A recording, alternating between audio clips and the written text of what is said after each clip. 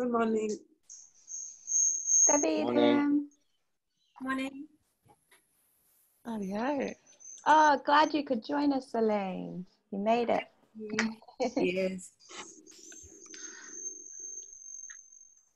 Rightio. Morning,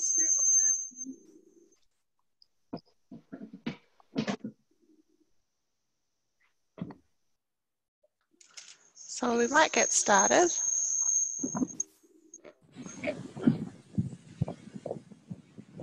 I love your location today, Jimmy. Hello, Jimmy. Everyone. Someone on a bridge.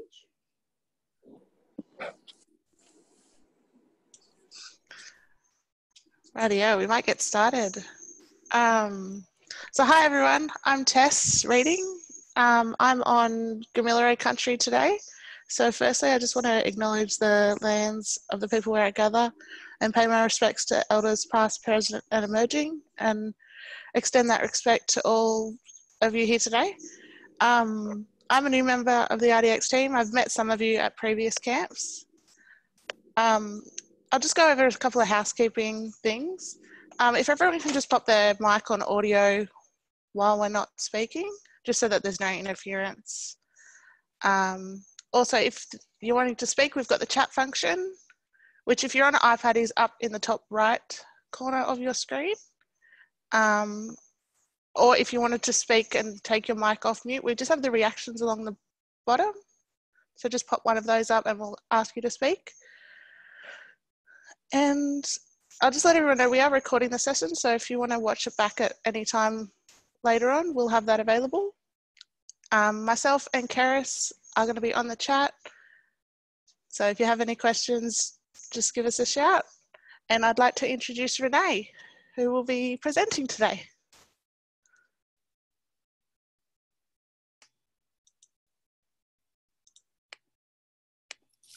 Renee, you're on mute.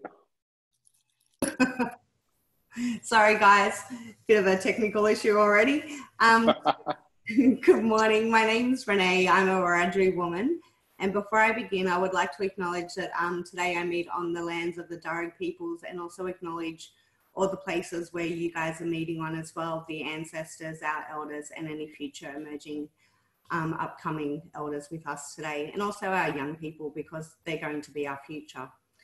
So I guess today's going to be mainly a bit of a fun session. I want you guys to feel free to have a bit of a yarn, but also try a bit of weaving. It is quite complex. It's actually quite harder doing it online. So we'll give it a go today and we'll see how we go. But let's not have very big expectations of anyone. Let's just see how we go and just be happy with producing something in the end. So I'll just upload the presentation. I'll just be 2 minutes. I'm just going to share my screen.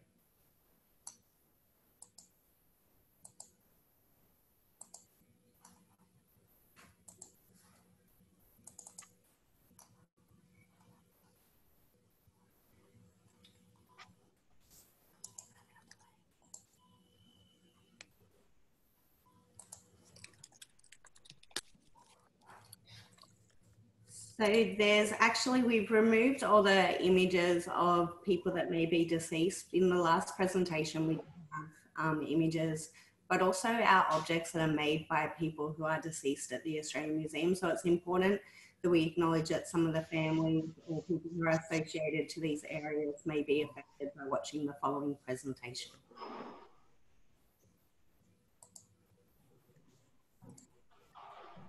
So I don't know if you guys can see the full side of the screen. Maybe you want to move the icon, if I'm on the right side, just to the left, so you can actually see the pictures that I'm talking about as well.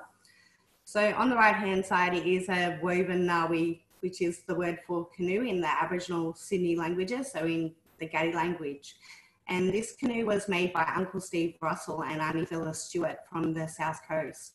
They both have connections to Gadi country. And it was created for an exhibition that the first ever exhibition that the museum had on the Aboriginal people of Sydney. And it was done in 2018. And this work has now been put in our First Nations galleries as a permanent part of our exhibition celebrating the practices of the fisherwomen in Sydney. So what we're going to talk about today is mainly focused on plants that are used in New South Wales. And I can also show you some of the examples of our collections that I've got here, but also some of the plants that we use as well. So the main plant that's used in New South Wales is Lomandra longifolia. And as you can see, it's got these big green leaves, but also a stalk with a spike that comes out the top. And on that spike actually gets little white seeds that you can bang out. And I'll talk a bit about that later, but they also flout into flowers which attract the birds because they have nectar in them. So Lomandra is found throughout the east coast of Australia, particularly in dry and very saline soils. So it grows pretty much everywhere. There's some interesting stories that I'll go into about it in a second, but it doesn't need a lot of water to grow. So you might see it growing in nature strips and parks. They often plant it in those areas as well. So with the seeds, they're actually used to make damper or johnny cakes. And what we do is we grind them into a powder and then we'll mix it with some water and we'll make our flour or dough to make bread. And it's actually quite a sweet bread, so it tastes more like a cake rather than a bread. And an interesting story about Lomandra is when the early explorers, I say that with quotation marks, everyone, when the early explorers were looking for new places to go, they often didn't take an Aboriginal guide with them. And they would get lost in the Australian bushland and they become dehydrated from the heat and they'd often, nearly die right next to a Lomandra bush. Little did they know that if they pick the plant up from the base, so I've got some dried Lomandra here to show you, but you can see here this part of the base, and they would actually chew on this bit here, which tastes like sour peas, and that would rehydrate them because it's got a lot of sodium, potassium, but also water in it. So it's very drought tolerant. You have to be careful when you're picking Lomandra because lots of snakes and lizards like to live under because it's a shady area. So you, when you're picking it, just be aware that there may be the snakes and lizards there, so be careful.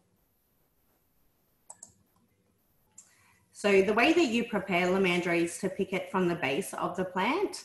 And then nowadays, we just use a pin to split it in half. So we'd split the actual branch in half. But traditionally you would use like either a sharp rock or your fingernail. And we lay it in a bathtub to soak for about 5 hours and this will soften it. Traditionally it was soaked in rock pools and that would allow the water to flow over, but also it breaks down the cell walls in the plant fibers. So that releases and makes them, they're not so rigid. It means they're more flexible and you can weave with them. So I've just explained that you've got to pick it. You actually have to dry it for around 3 months and you hang it up in a dry, shady spot. Otherwise it'll burn the leaves, and often turn it so that it doesn't get all moldy and dewy. The Lomandra, before you're ready to weave with it, you should soak it in water for 24 hours, which I've done some here, which is now all it's been dried like this one. And then I've soaked it overnight so it's all flexible and ready to weave with.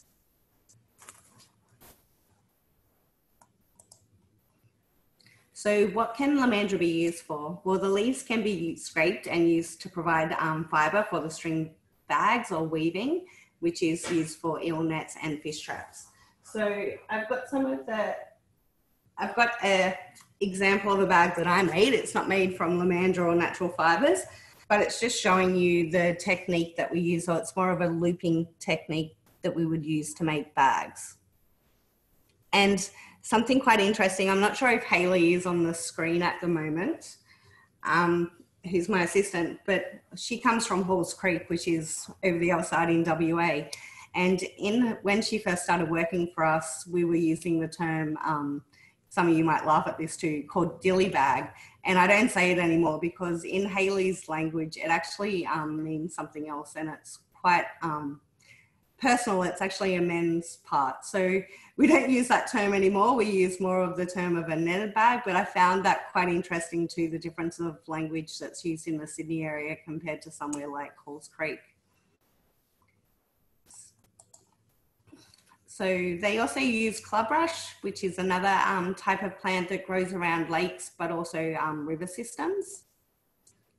And there's lots of different species of clubrush. And you'll notice that on this plant, it's actually a little bit different to the lamandra in that it has a knot at the end, a knotted nut. And like the lamandra, that can also be crushed down and ground into seed to make flour and make some cakes as well. So the clubrush is actually found also along the east coast, but very much so in Tasmania and lower parts of WA. So it's found also on the western side, which is quite unusual. But if you look, it's not up the eastern side, so it's obviously not in the real high, hot, dry regions. So like lamandra, it will tolerate drought and saline soils. Like I said before, the seeds we used to crush up to make breads and starchy cakes. It's the same sort of process. I'm not going to go really into how you process the clubrush because it's pretty much the same as lamandra. So it's the splitting, the hanging up to let it out to dry, and then also soaking it before you're ready to use it. So a little bit of a different use for clubrush because it's a different type of material. It's got a bit of different strength to the lamandra, and it's used more to make string bags, baskets, and your eel traps. And eel traps are actually used quite often in the Sydney area along the Parramatta River. Another plant that we use is stringy bark. So I actually have some stringy bark here to show you. You might have heard of some of these plants before. So stringy bark, there's lots of different species of stringy bark. This is one of the most common trees that we use.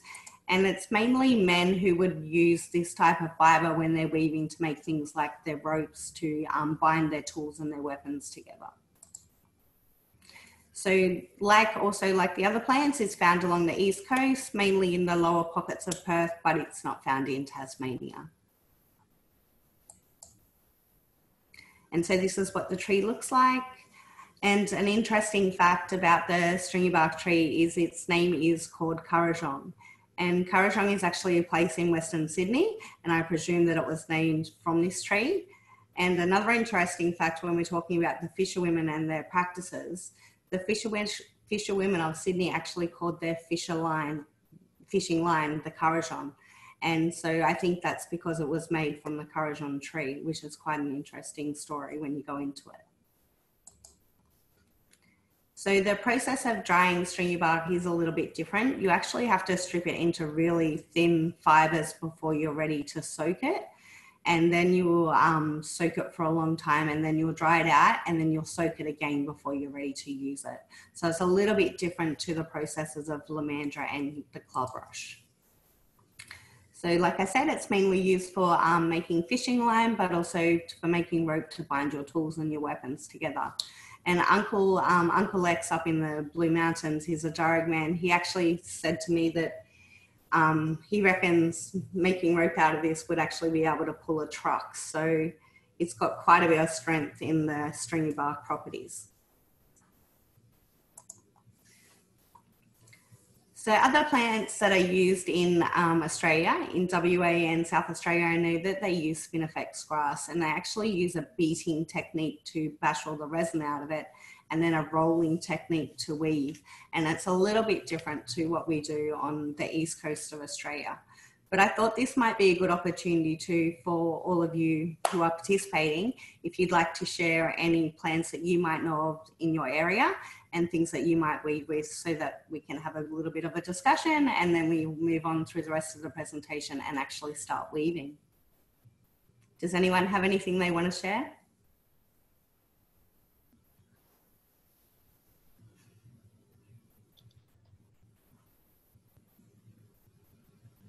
I think I'd love to hear from the Arab TSI group.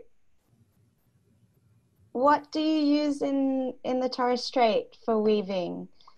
Jimmy or Florence, Gladys? Talking about the Torres Strait Islands, in our collections, we actually have some ghost net sculptures. And so a part of the communities up there are actually working to clean up the environment, and they're collecting all the plastic and debris and ghost nets that are washing up onto the beaches. And they've used these to create sculptures, which we have in our galleries. So that's something a little bit different to using natural materials, but I know that there's different ways that we can do this as well. So Renee, we actually have some of the artists with us. Oh, wow, that's very exciting.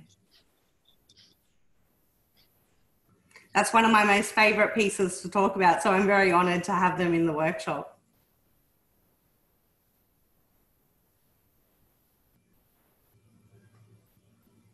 Florence, would you like to say hi to Renee and maybe talk about some of the work that you've done up on Erebus? Hi. Good morning, everyone. Good morning. Yeah, it's a beautiful day. Nice to be here, to sharing with you my knowledge. So here at Erebus, so we live in Darnley, that is in the Eastern Torres Strait. So at the moment we're working on a ghost net art, stitching, and we're using the technique with the rope and the net from the technique of where we read before. We're using pandanus and leaves to make mats and baskets and other things. So we're using the same stitching with this new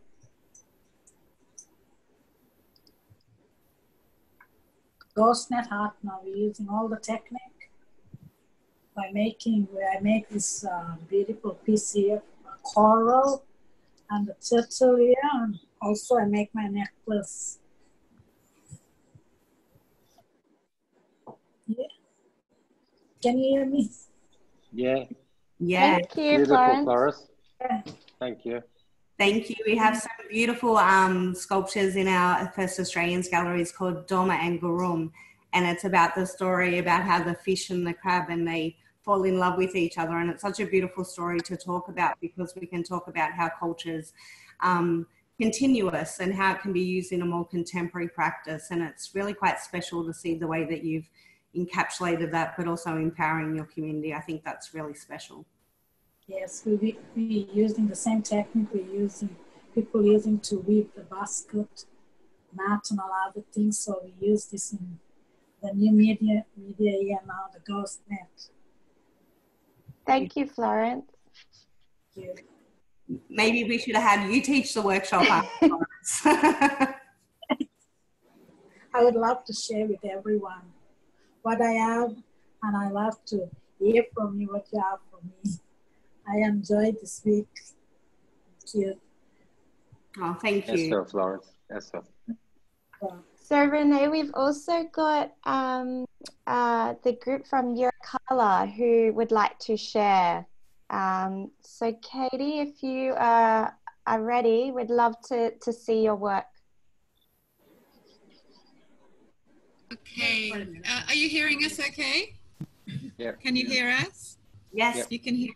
Okay, great. So Vanessa's brought some things to show you. So you have to come and stand in front of it and just tell a little bit what you were telling me before. So for the pandanus, we make a bag out of pandanus, and also we make earrings. They're really nice, aren't? Yeah. We're actually lucky at the Australian Museum that we also have some baskets that are made from pandanus in our collections. And you can see the beautiful colours that they've actually used as well. And also we make a mat, a beautiful mat, using the pandanus as well, along with necklace and earrings and bags. And so, we, sorry. we make dye from the root from the tree. We get colors like yellow, red, white, black, all those, and then make it into different colors just for making the bag and the mats. That's amazing work, Aunt. So how long would it take you to make a basket like that? A month or two. Wow, that's very skilled. Yeah. Okay, thank you. No, thank you. Thank you. We also have from the chat, Jimmy on Edib, on the beach, actually. I'm very jealous. He said, I don't know the English word, but we call it sem. I used it before. It's a yellow hibiscus, I think. Jimmy, did you want to share a little bit about that? You're welcome to if you want to pop your mic off.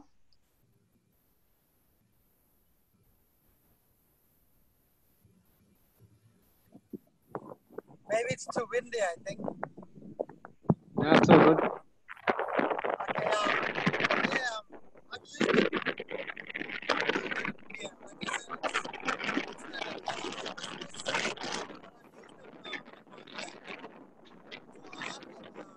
said, it's like a rope.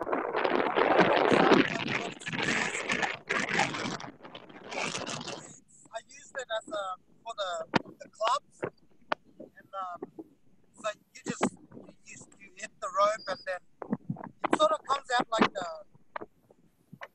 what we've got the kit. It sort of comes out like that, and then yeah, I sort of weave it together and use it as rope. That'd actually be quite strong, yeah? Yeah. Do you have to prepare it at all? Like, do you have to soak it before to loosen up the fibers, or it's can just be woven because when it's dried out? Just when it's dried out, but I usually soak it in salt water just to make it a bit stronger and yeah, just give it a bit of texture. Cool. Thank you for sharing that.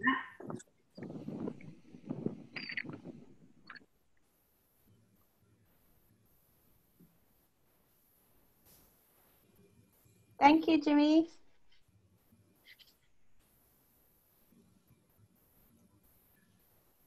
All right. Would anyone else like to share any of their work? Otherwise, we might get into the weaving, Renee. Yeah, cool. Before we do that, I just want to share one more story that I think is really quite nice, and it's a really good way to actually put your mind in the right space for weaving. So if you look at the bottom of this basket, there's actually a story that they use from, I think it's Auntie Balak, and she might be a Yolngu woman from up north. And her story is about when you're young, you don't have a lot of knowledge. So that's the beginning part where you start off here.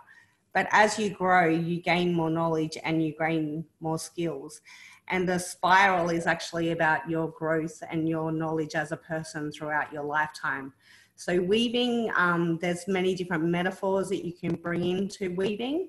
But I want you to also think today that it's a nice relaxing activity to share, to have a yarn, but to also have some fun. Like I said, you might not walk away with something that's great like the aunties have shown us, but you will walk away with something and also a bit of knowledge and some new skills and maybe some new friends. So let's hope that this session is really enjoyable for you guys. So I don't know if you all have your materials ready to go. If you want to grab them out, we can probably begin the weaving session. Sorry, Kerry, can you just check to see if Hayley's on the screen as well? Yeah, sure. Thank you. I can't see her at the moment. Okay. That's right. Hopefully we don't have too much trouble. That's okay. And we've got a couple of guests here today as well. So Julian has a special guest you might have seen in the chat. His daughter, if she wants to say hello to everyone. Hello everyone, this is Audrey. Hey. How old are you, Audrey? I am 9, turning 10. Oh, wow. You're going to do some weaving with us today? Yeah, it counts as homeschooling, right? She's at home from school. So. Yeah, why not? And it's actually a good lesson for them as well. So yeah. Should be a challenge. It sounds like it's going to be really hard. So. I'm hoping it's not too hard. It's like, for me, I'm actually quite good at weaving. My aunties were weavers. They have some of their baskets in the collections at the Australian Museum. So they're actually quite talented. And I was very fortunate that when I was younger, I got to sit down with them and learn how to weave. And it's a skill that I picked up and since been practicing, and I'm getting better each time. But when you haven't woven for a while either, it can be quite challenging. It takes a while to get back into the rhythm. So yeah, I just want you to all feel comfortable about it and not feel daunted either. But it's some interesting things when you weave. Like, it says a lot about your personality. People who weave quite tight, you can say that you're a bit of a tight ass. No, I'm joking. That was a joke. But or if you're quite loose, you're a bit more relaxed. So yeah, it's just about having fun and relaxing. Women, when they were weaving, we sat down, we yarned, and we just had a good time. So I think that's really what I want you to do today. Thank you, Renee. And another special guest is our auntie in residence from the NCIE, Annie Glendra, and she also has some weaving that she has done before that she might like to share. Well, nothing like the aunties, but I must say I really enjoyed it. Can you hear me, Keris? Yes, cool. We can.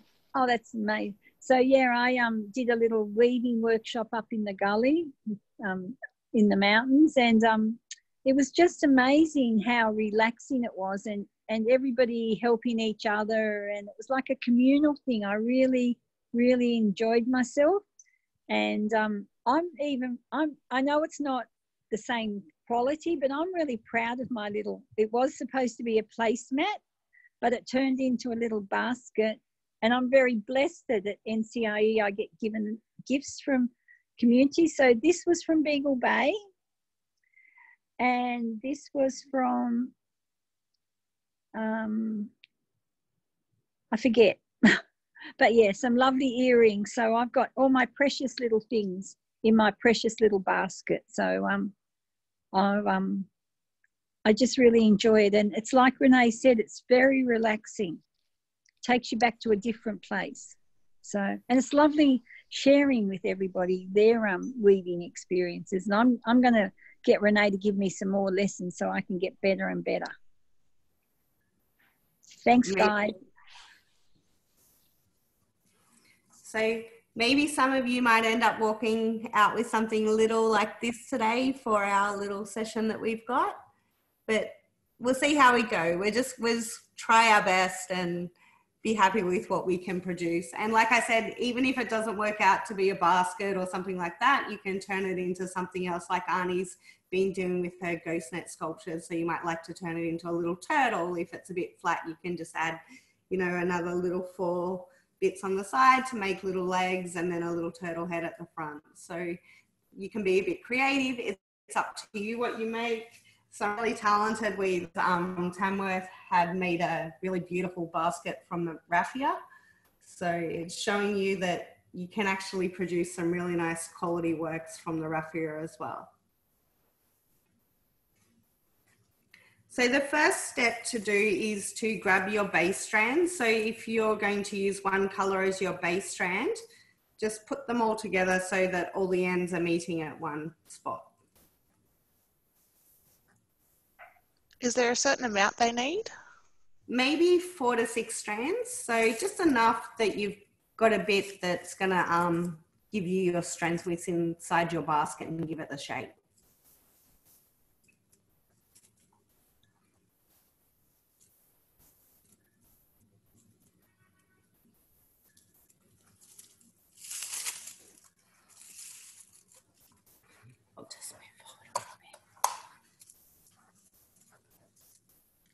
And so the next step, once you've got them all together like this, the next step is to use your piece that you're going to weave with and just tie it to hold all the ends together. So just tie a knot there and that will hold all the bits together.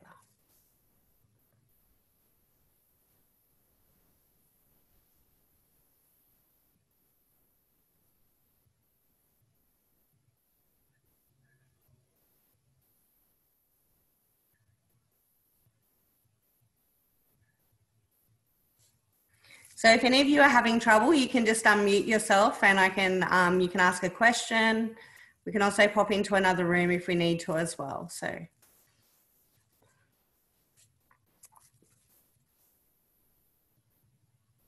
Looking good, everyone.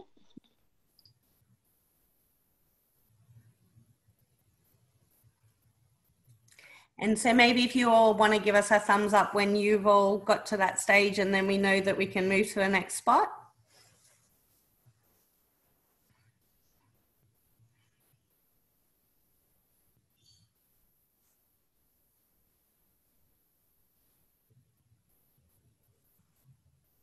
Okay.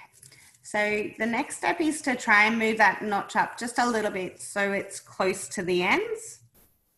So that, because when we start to curl it in, we don't want too much sticking out. So I've just moved it up a little bit. Some of my fibers are coming up.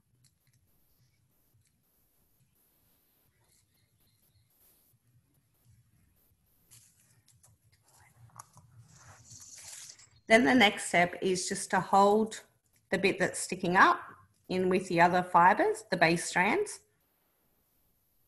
And if any of you have done stitching before or had to sew a button back on your shirt, you should know this stitch quite well. So the first step is, what I do is I'm gonna just turn around. You won't be able to see me, but you'll see my hands. Otherwise it'll be backwards with what I'm doing. So I tend to put a loop behind, like that, behind the base strands. I don't know, sorry, my fingers are in the way. And then you put this bit here through the middle and then pull it tight. So it's just like a buttonhole stitch. I'll show you again at the front of the camera so you can see. This bit's quite tricky.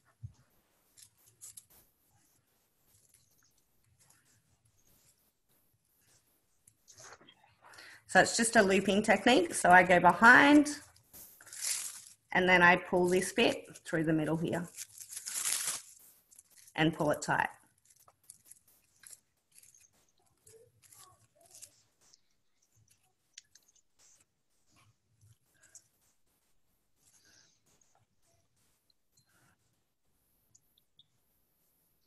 And so you do this a few times till you have about 3 or 4 of these loops to where we can then start turning it in on itself. So I'll do a couple more and I'll show you about how much you need to do. So has everyone got the first bit? Yeah. Had a couple of thumbs up, which is good. Cool. That's all right. If you're having trouble and you want some more help, you can just unmute yourself and I can run it through with you.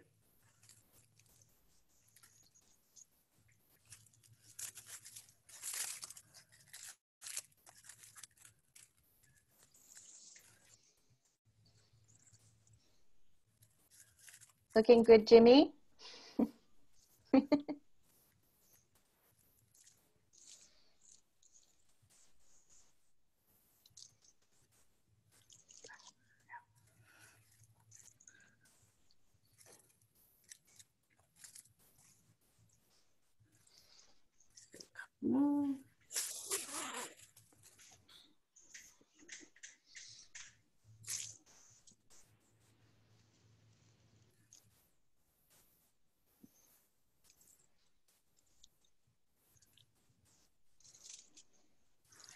But you can also space it out a little bit so that you've got a bit of room when we put it all together to actually thread the needle through as well.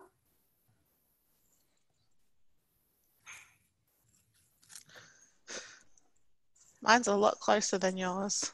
That's okay. That just means you'll have a nice tight basket. You can actually move it apart a little bit just by sliding the loops across. Okay.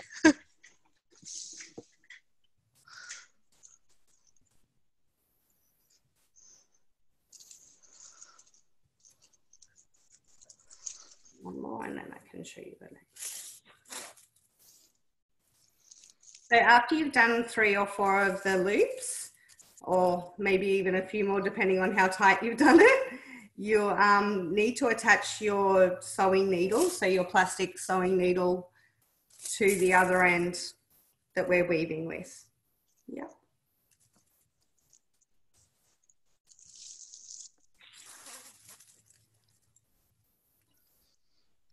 Is everyone comfortable with where they're at? Does anyone have any questions? I don't actually even know if mine's right, but...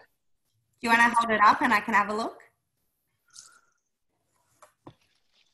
Yeah, that's right. So are you just wrapping it around and then pulling it through a loop? Yeah. Yep, that's fine. But I just learned this same thing at the SES, so I wasn't quite sure if I was just like mixing it. Cool. Thanks. That's all right. Perfect. I can see yours, Jimmy. Looks good. Very nice, Jody.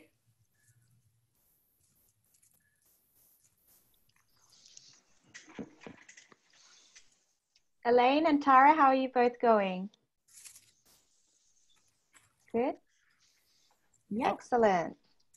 So now once we've got enough to actually start bending it in, so what we're going to do is, this is a tricky bit to actually show you, but you've got to roll the first bit in on itself and then start rolling it around.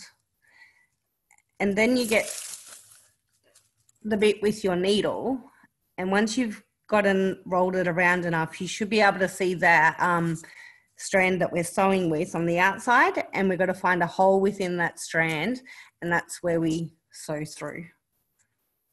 So the little bit here, does that get tucked to the inside, does it?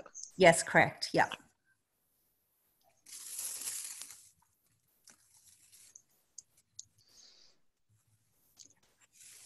Could you please show that again? Yeah, of course. So I'll just unwind mine. So there's the base of it. We're just rolling that in.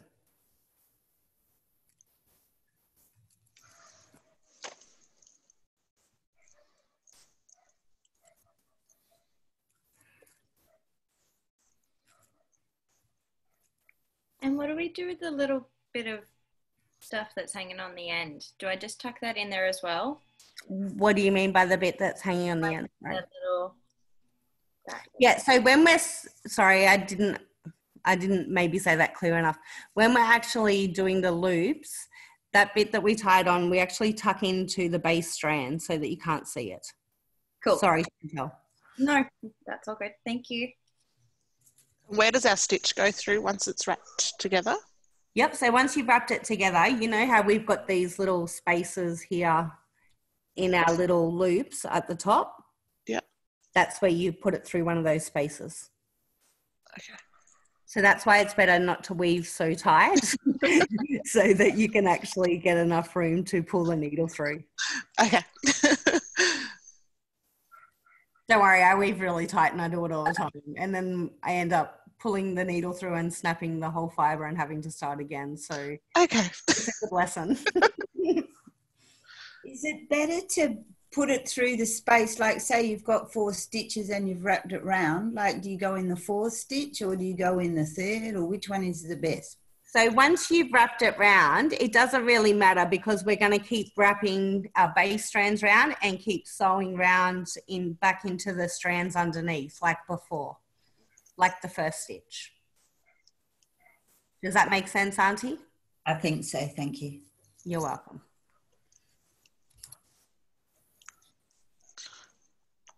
Is everyone else going okay? Jody, you're going all right? Jonathan, how are you going? So I'm up to the point where now I'm not quite sure what I'm doing with my plastic tool. Are we putting the end of the strand on and then weaving through? Yeah, so on the strand that you're weaving with, so we've already done a few strands on our base, but on the other end of there, I'm going to attach my needle. It just makes it easier when we're weaving now to go through the other strands and pull it through. Great, thank you. That's okay. So am I putting it the whole way through both of them to create like a little ball and then? Yeah, kind of like a spiral. So that's the start of our spiral. That's the base of it. And then the next stitch goes through one of the last stitches that we've done underneath. As long as you're weaving through the same color, it's fine. Does that make sense? Yeah.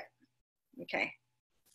Yep. It'll look a bit funny at first. I'll show you one that I started last night when I was practicing. So it doesn't look the best at first. And then you can see I'm also doing some tighter stitches as I go along. Yeah. Okay. Ashley and Alana, how are you going? Good? Oh, we've got some thumbs down. Would you like some help? Would you like to unmute and we can help you?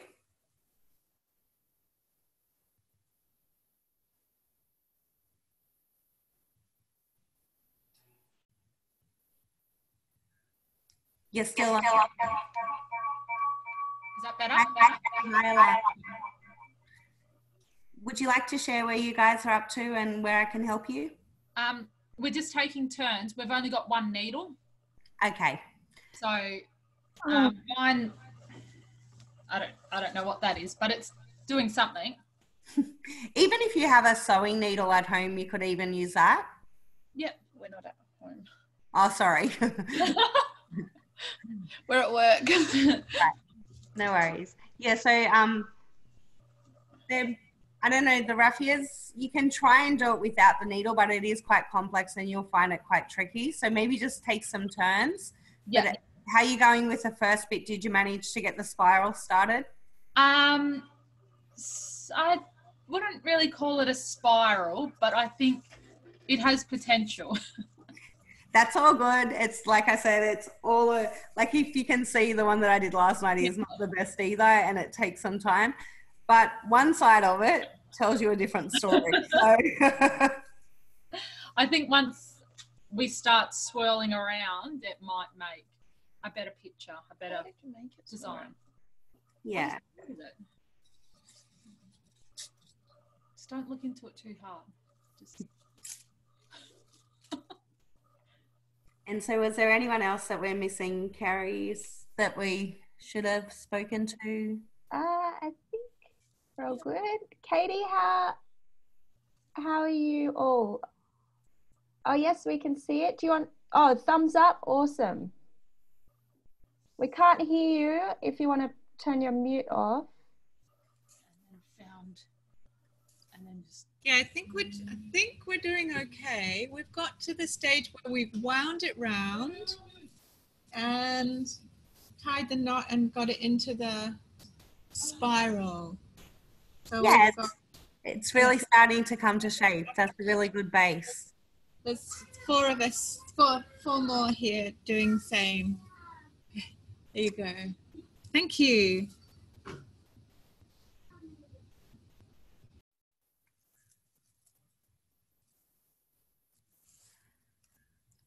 And so pretty much you just keep going round and round through the same stitches as from the beginning. So it's just keep going through that one underneath and doing the buttonhole stitches, you come back through the top. And as you start to build it out more, if you pull your fibers tighter, it will actually bring the basket up and give it more shape, and you'll see that they start to stack on top of each other rather than around each other. So I'll keep going with this and then I can show you. Let us know if you need any help, guys.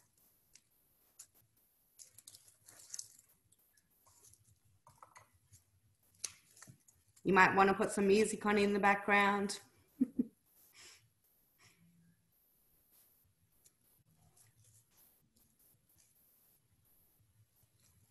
Let's see if I can.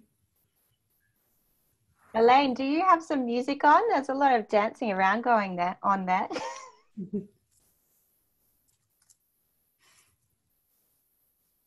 I can't hear you from the mute. Oh, sorry, that was Jodie, our CEO, came in and she said she wanted to do it as well. And I said, well, we've got a spare lot of materials here, but she isn't.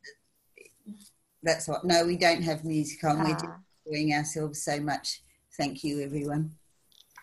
it's great. Thank you for sharing, Elaine. Can I just ask a quick question? Yeah, of course. I've done my spiral. Do I bring the loop behind again and over and back through the same little hole? Back through the holes that you've done on the strand underneath. Okay. So if you look at the spiral there, all I'm doing is stitching the next one, that one back through that hole. Yeah.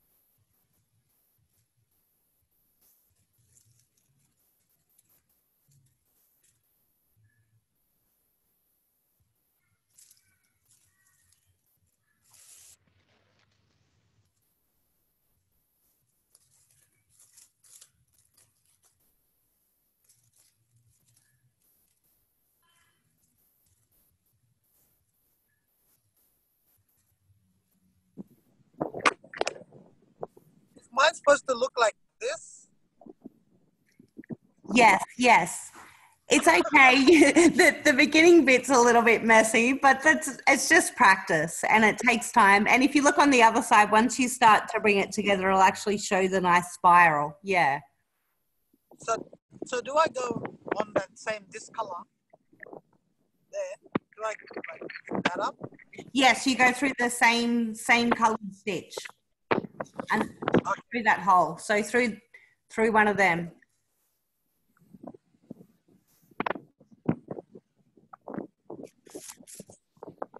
Okay, I'll see what I can.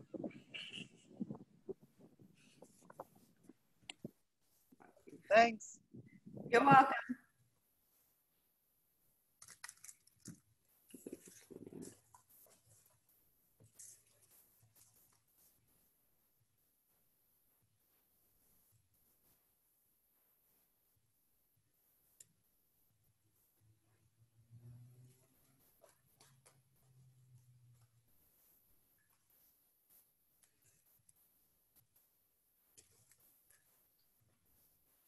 How are you going, Julian?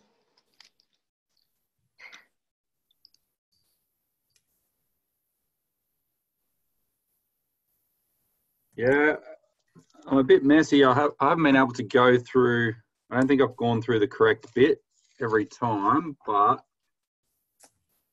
That's okay. maybe, That'll just as I keep going, maybe I'll get it a bit tidier. It's a little bit messy at the moment. And how's your daughter going? Oh, she gave up. She's like, I got schoolwork to do. I got to. Now you know how to do a schoolwork. Want to do some weaving? Yeah. Well, I might try it with my kids a bit later. Yeah. Yeah.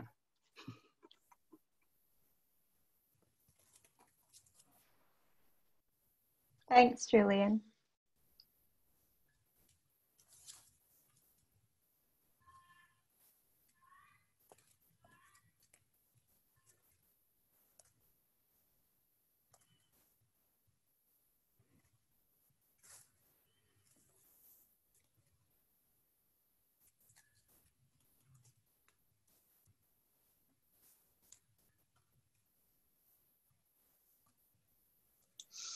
I'm still at my spiral. It's just not going anywhere.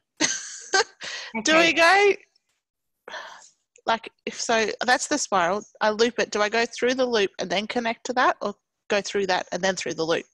So you wind this one, you bend this is still a bit stiff, it hasn't been soaking long enough.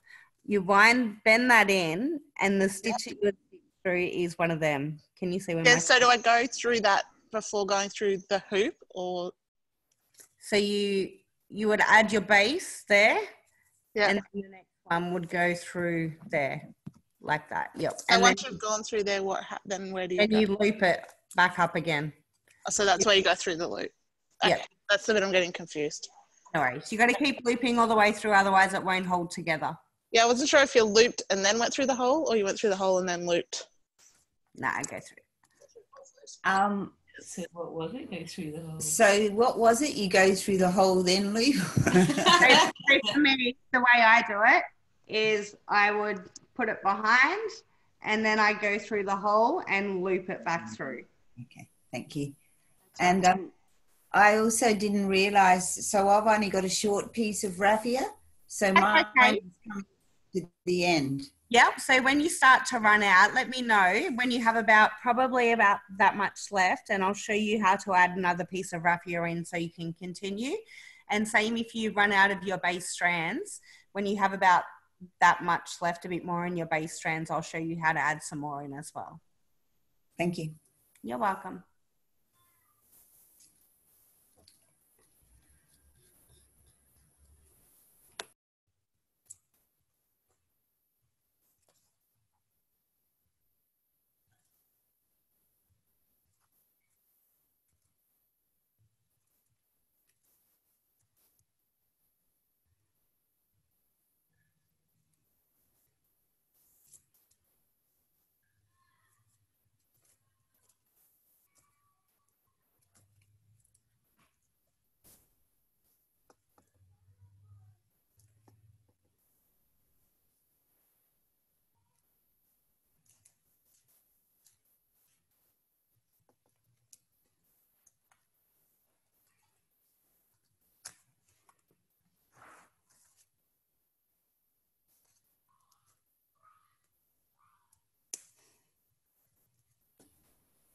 Sorry to interrupt everyone, but now my needle is so big that every time I try to go through, I'm nearly losing my end. So I've still got like that much.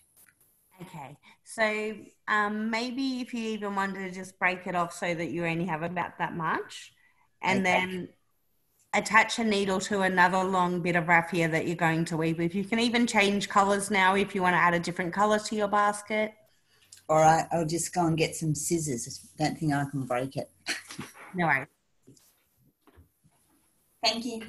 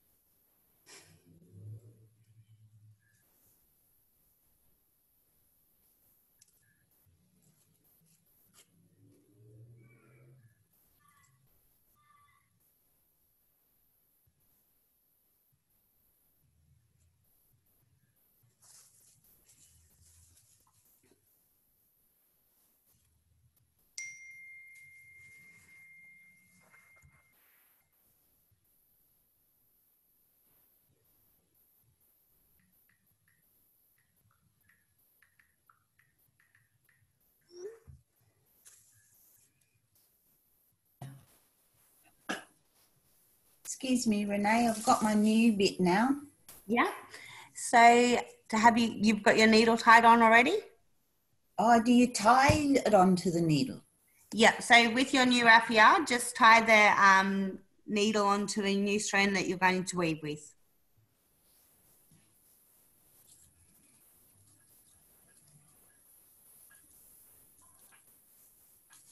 Okay, I've done that. Yep. And then thread it through. So I'll just get another one to show you.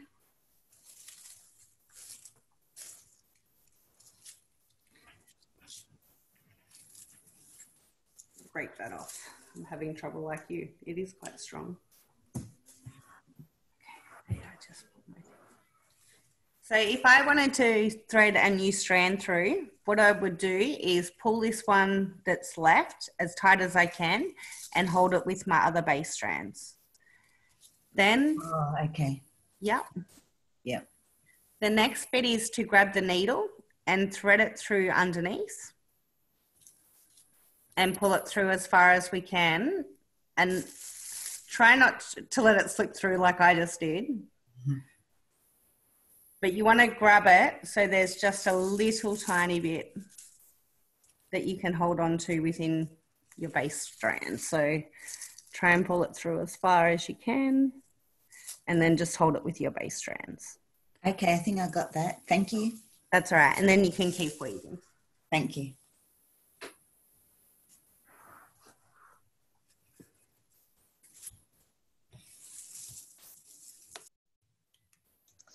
I worked out what my issue was. I wrapped the bits we needed to go through to the inside. Okay. So I was like, where do I go through? I don't have any spaces. So I just That might have been my fault too, because when I'm showing you, everything that I do is actually backwards. And that's why I tried to turn around, but then all you could see was my hand. So it didn't really work either. I think I fixed it. Cool. I'm not quite sure if what I'm doing is right, but it's making a circle and it looks okay on that side. So I'm just going to keep going. And You're going to hold it up heaps closer, Chantal. It actually looks really good. Yeah, that's perfect. Yeah, but then you look at this side and you're like, oh, yeah, don't know what that is, but it's okay on that side. That's all right. Maybe make a basket and that can be the inside.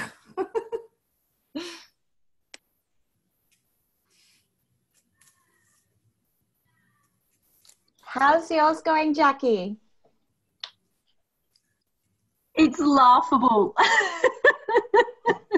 After Chantel's beautiful exhibition, mine is not looking so good. What's yours looking like, Karis? Yeah, I'm a bit the same. It's not great. I'm a blob. But it's a fantastic, relaxing process. It's great. Yeah, it's quite nice. And I think it's a lot easier when you do it in person to actually show people and gain the skill, but it's a good experience. It's fantastic, Renee. Thank you so much. You're welcome. Thank you for joining in. It's great.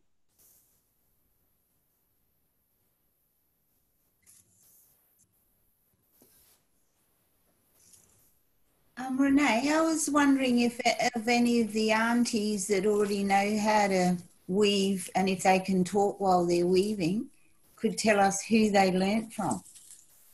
Yeah, so maybe Auntie Florence and some of the aunties from, is it Katak Denham? Yeah.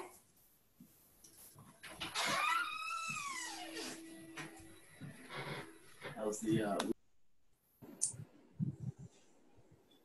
Florence, would you like to speak? Hi. Enjoying a stitching? As on the I'm on the right track. Learning a new skill. Right? Yeah, it's coming together. It's just where you've started it, you have a little bit of a gap and you could have put together a bit closer, but that's okay. And you might make it like a big mat where it's stiffer and it's got that space where you can sit. So just depends on what you want to make as well.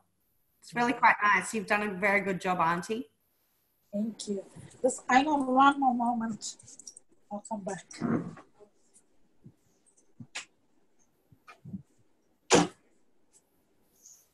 So here, hi. Our aunties have had to go to do some planning for our bush medicine lesson next week. So they're not able to come and talk to you, but they were really grateful for the opportunity. And one of the things that we've done with one of our iPads is we've taken it off we took it off yesterday to the bush medicine lesson that we did.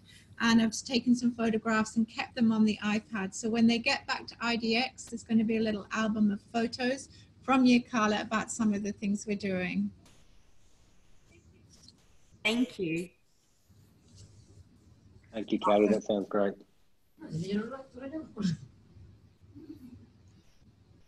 Hi everyone, thanks for having me with your IDX family. I just wanted to share that I learnt this technique with Auntie Kathy Marika through Bangarra Dance Theatre. And so we did weaving, and then we created a dance with Francis Rings which celebrated the cycle of life, which fits in what was said before earlier about you're born and you don't know, and then you grow older and you learn your experiences. So I just thought I'd share that. That's really nice. It would be nice to see the performance that you actually did that was based around that too. I've done a teacher's workshop with Bangarra, and in the performance that we did, I actually acted out picking and processing lamandra and hanging it up to dry. And so it's quite funny that you say that you perform that. So yeah, it would be really nice to see. It was in an older show. I think it was X300 by Francis Rings. So it was about the Maralinga bombings. Mm-hmm. Yeah. And then this was about the recovery of culture and resilience. The mat was used as a symbol. Yeah.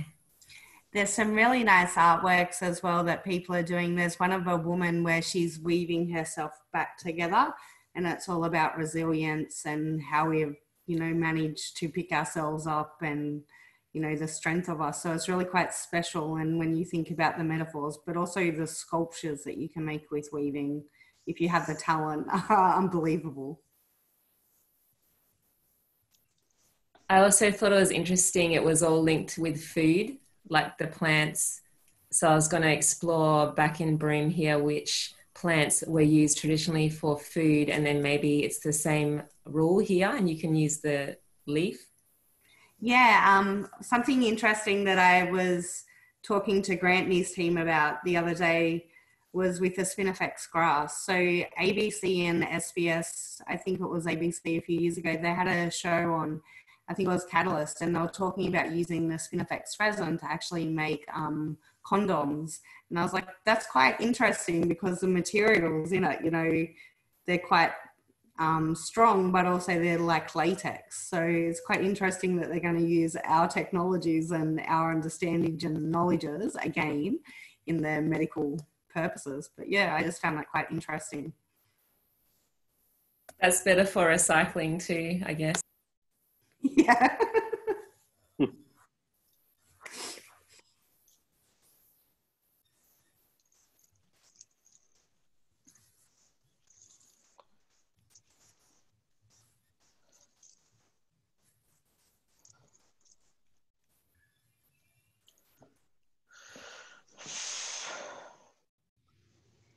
Sorry, am I on?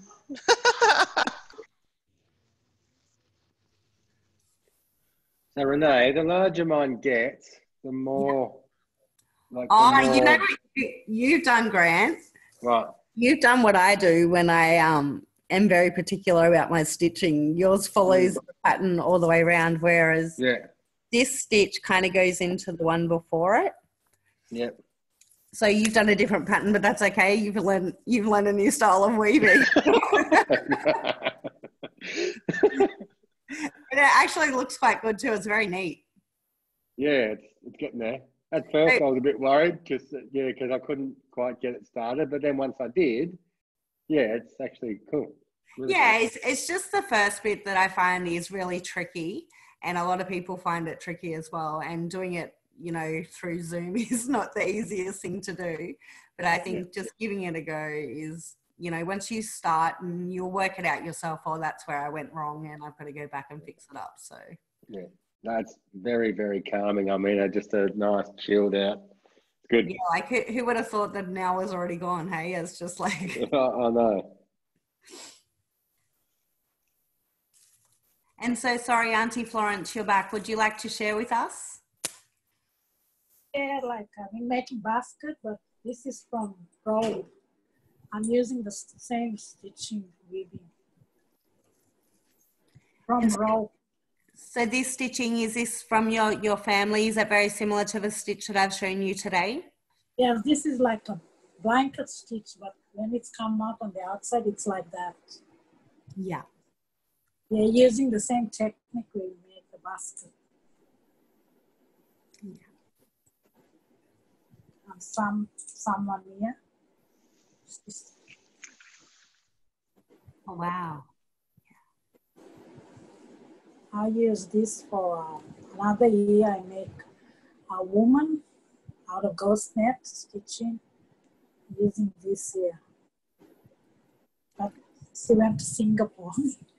She's in Singapore now. I make a lady. Her name was Akka, and my language is grandma because I used to watch my grandmother and mother they weaving. So I make a woman. See all weaving a basket out from ghost net. This kind of stitching in. That's really beautiful. Very cute, yeah. No, and the thought of, you know, thinking of the women who have taught you how to weave and your respect to them by making a sculpture of a woman, I think that's really sweet. Grandmother and my mother, I used to watch them weaving, and then some coconut leaves, and making mats and fans and a lot of things. So when I make my ghost net lady, I give honor for them. My name Akka is in my language for grandmother. It's beautiful. Yeah, it's the same one. Only you do the same one like you. The spiral, then follow up with this one here, basket. And so, Auntie, do you still weave with natural materials as well, or you mainly just use the ghost nets? I use ghost nets, but I do weaving only, make them leaves for the house. I learn make leaves for the house and for the windbreak. We weave them leaves. How people use leaves when they made house a long time. And weave the other one for the windbreak to keep it safe from the wind. And also I weave a basket like to carry food and things, and little things I weave with coconut. But I love to weave like this workshop now. I believe here, like you weaving, make me to go again to do something. I believe to go back where we start from. Like this is a new media, but I believe to go back to weaving because it is where we live, used to live our people a long time. So we need to revive the knowledge by doing it and sharing for one another. Keep the knowledge alive, our cultural knowledge. It's all about us. Yeah. So we are working this new one, everything new, we all mix them together. Like this one here now. We learn a new skill. It's lovely. I enjoy my morning to stay with you and to learn about all of us in this group here. Wonderful time, awesome.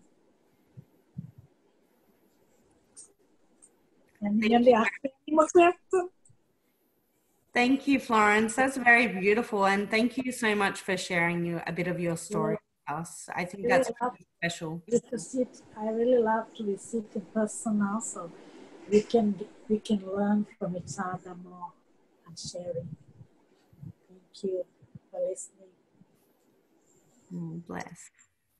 Eso, Florence, eso. So,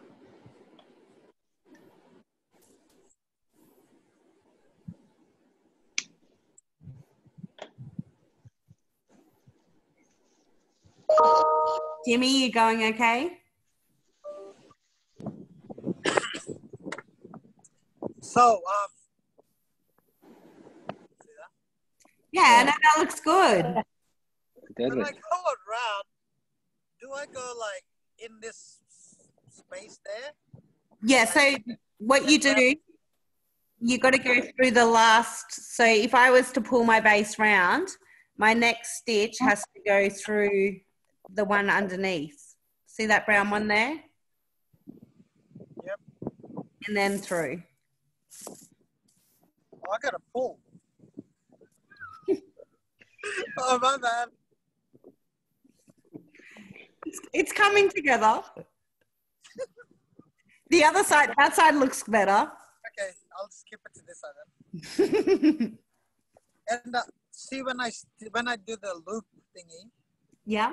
Like that there. See this thing here? Do I put it on the top like that? Yes, yes, because when you add your next base layer around, that's the one that you're going to weave into. Okay, thanks. You're welcome. Glad to see you're going okay.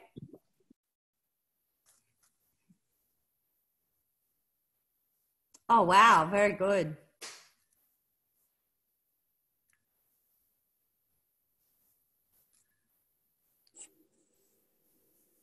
Slowly getting there. Yeah, it takes time, and like I said, that took me about 45 minutes just sitting there watching TV. So the more practice you get and the better you get at it, you'll actually find that it doesn't take that long to weave something. And the big basket that Arnie showed you that took her, a month to make would actually take me 3 months to make. Yeah. So it shows that, your knowledge and your skills also grow over time. Cool.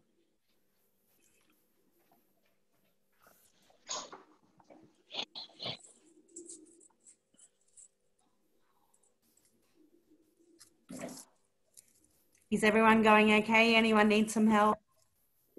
Am I supposed to just go until this finish? So you keep going, but when you start to run out of raffia or your base strands, let me know and I'll show you how to add some more in. Yeah, I think I've just run out. Of the base or the string? Yep, that's okay. So just grab another bit of raffia and put a needle onto it, and I'll show you how to thread it in.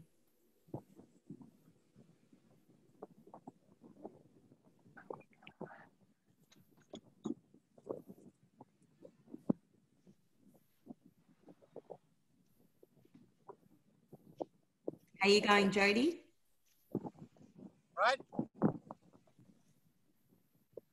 Looking good. So Jody, hold on, sorry, Jimmy. Jody, if you keep wrapping like you are, you'll also be able to do something like they have done in here where they've, see where you've done your purple. If you keep doing that, you'll end up with a pattern like this, which is really quite nice. Oh, cool. My needle keeps coming off. Do I tie it or like? Yeah, tie it on tight. Tie it onto the needle and then just cut it off at the end when. Righto. That'll help. Sorry, Jimmy. I've been fortunate. Sorry.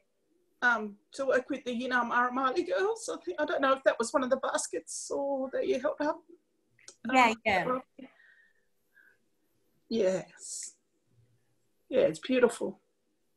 Yeah, they're quite nice. And it's quite sad that we have a lot of these in our collections. Like, it's beautiful to have them as objects and teach about. But when we think about the way a lot of our objects were taken from our people without permission, without any information recorded, it's really quite sad. But I feel quite privileged, and I try and take as much care as I can when I'm holding them and letting students hold them. And it's really nice, though, that we can actually have that physical object to actually touch and show. Yeah, thank you. Beautiful. Sorry, Jimmy, are you all right? I just made a knot. I just made a knot. If you want to do it that way, you can, but you'll notice you'll get a big kink in your basket. So it's easier if you actually thread it through and then pull it through as,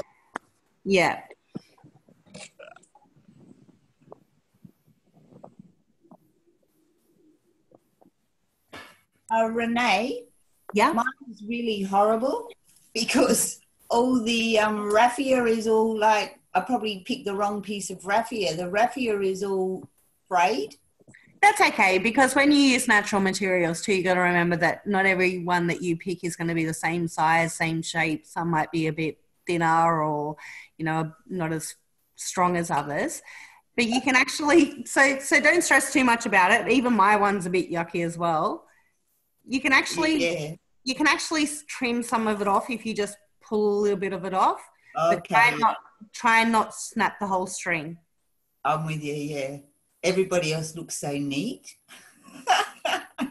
Maybe it's a reflection of my personality. I'm sure it's not.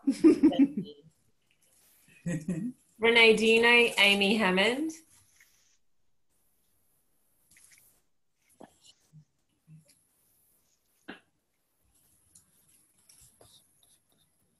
Oh, Renee, I think you might have frozen.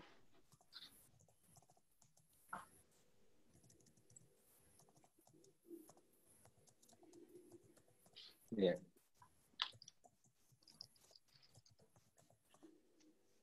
Renee, maybe if you leave the meeting and then jump back in.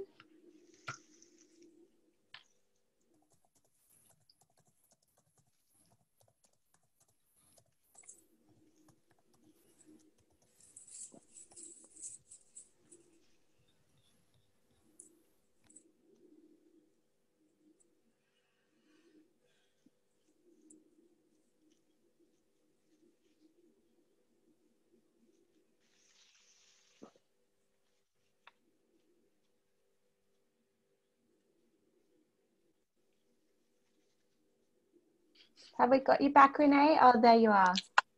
Sorry, my computer cut out. That's okay. So I think Tara just had a question. Do you know Amy Hammond, a weaver from Tamworth? I actually think, I don't know Amy Hammond, but Bronwyn Spearham is the lady who made this basket from Tamworth. Oh, yeah. Yeah, I was thinking maybe it was Amy, and if you knew her, because she started a really amazing group there. Yeah, and that's actually where I bought this basket from. I was doing some regional work in New South Wales with the Australian Museum Science Festival, and I was just walking down the street and I came across this shop, and it was all these woven objects and baskets, and I was like, this is really cool. Yeah. And I just walked in there and I thought it would be really nice to get some of the contemporary works and also put that within our education collection. So I purchased one of her bags, but there were some beautiful works in there, and that she's actually quite reasonably priced as well. So they're not too expensive to buy, but yeah, she's got an amazing skill. To be able to do that with raffia is quite difficult. So. And did you see there was a series she did based on birds? So like baskets would have kookaburra colours or galah colours. Yeah, it was really.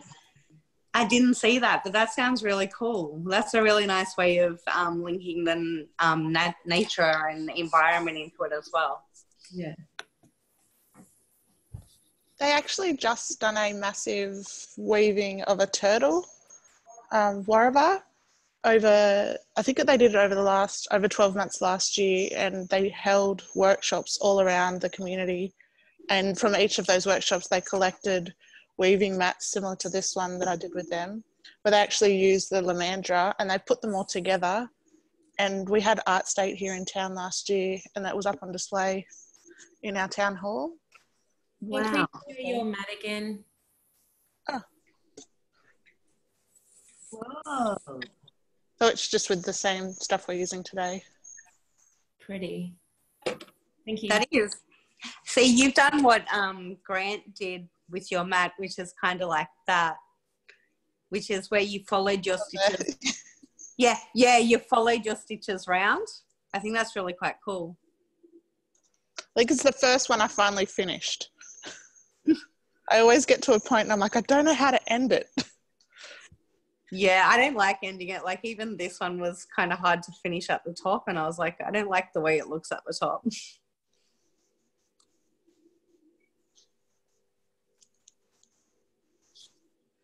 And so have you done many weaving workshops before? On and off over the last couple of years with the Unamali group, with Amy Hammond and Bronwyn and Laurel Munro as well. Okay, so you're from Tamworth Way, or? Yeah, I'm based in Tamworth. Cool. Amy used to be our company manager at Bangara, and she was my best mate. Just talking to that other girl because it sounds like she knows it. Yeah. Yeah. It's a small world. Yeah, even on the Zoom. No. Yeah.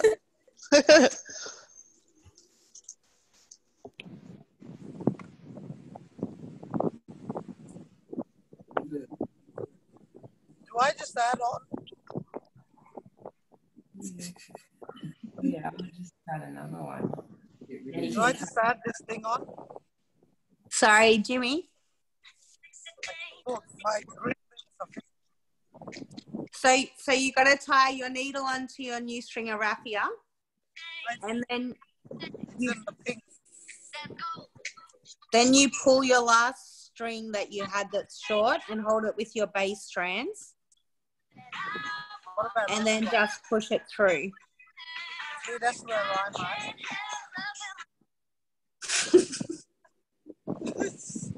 Did I finish this off? Like right round until it's finished? Yep, you just keep going. And then we'll add some, and if you wanted to make it bigger, we can add some more base strands in. Okay, sweet.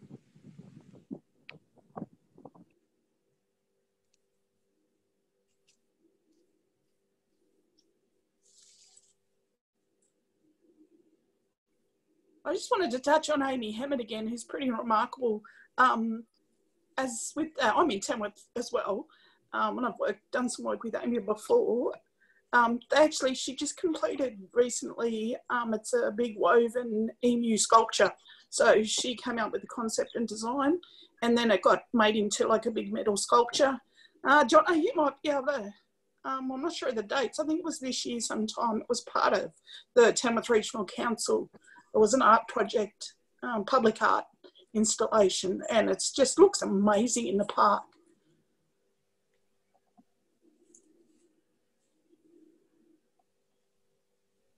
That's so cool. Yeah, it's great that you can take one element of a sort of a piece of artwork or one style and then create it into a different form, sort of, so it's gone from the weaving into like the metal sculpture, and but it's still got that. All the body of the emu, the dinner one, looks like the woven basket technique. Wow. Yeah, it's pretty cool. I'm going to have to look it up after this session. Yeah, yeah. Yeah, it's on the Daily Leader website. Amy Hammond, emu, will find it for you. Thanks, Johnny.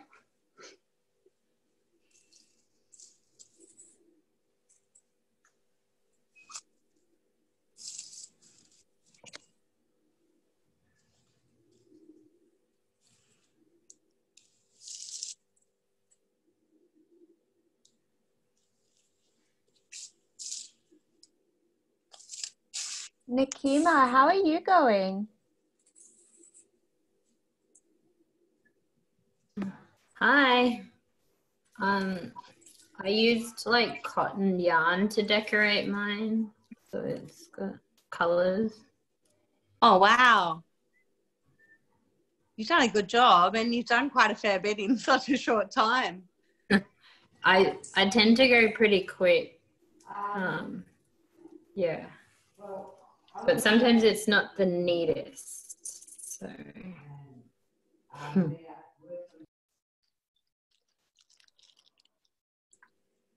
Thanks, Nikima. It's beautiful.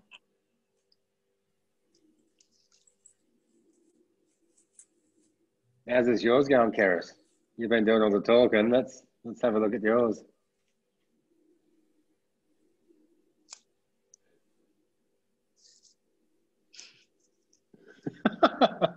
Bring it closer so we can see.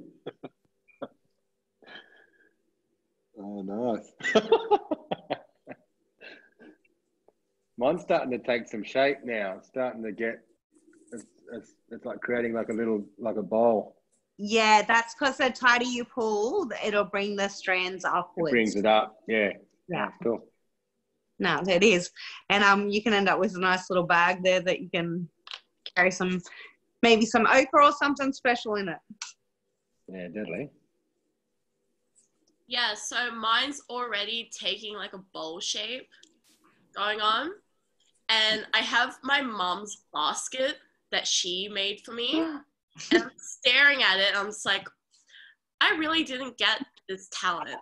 I got the painting and she's definitely the weaver. But I can't wait to show her how bad mine is compared to hers. And hopefully she'll be very proud that I finished it.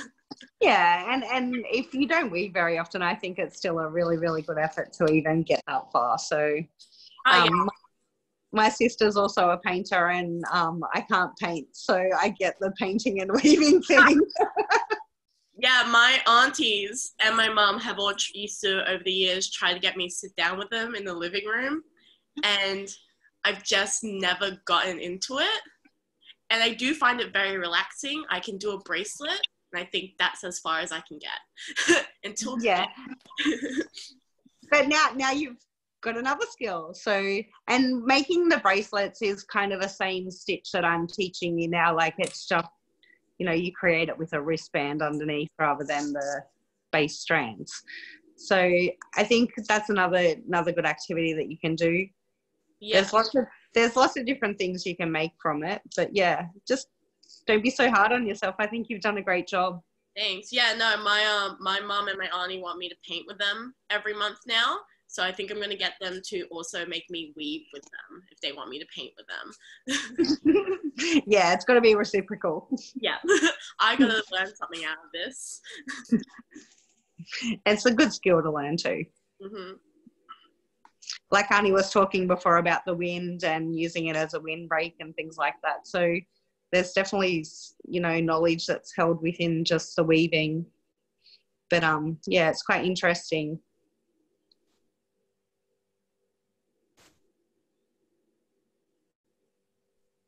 So Renee, how do you extend the one that you're weaving with?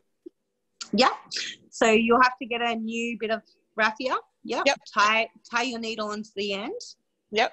And then I'll show you how to thread it in. Okay.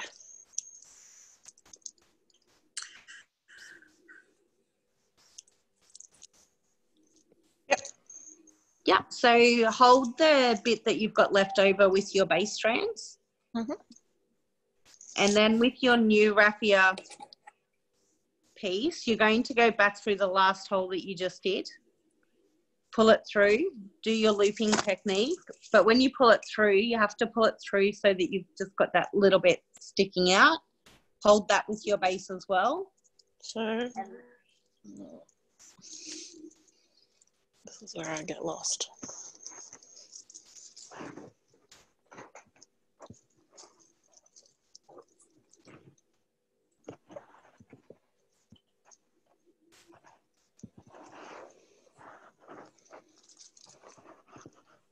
I think I got it. Mine's like gone into a... It's gone into a basket already. Yeah. Yeah, because you're like me, you must weave really, really tight.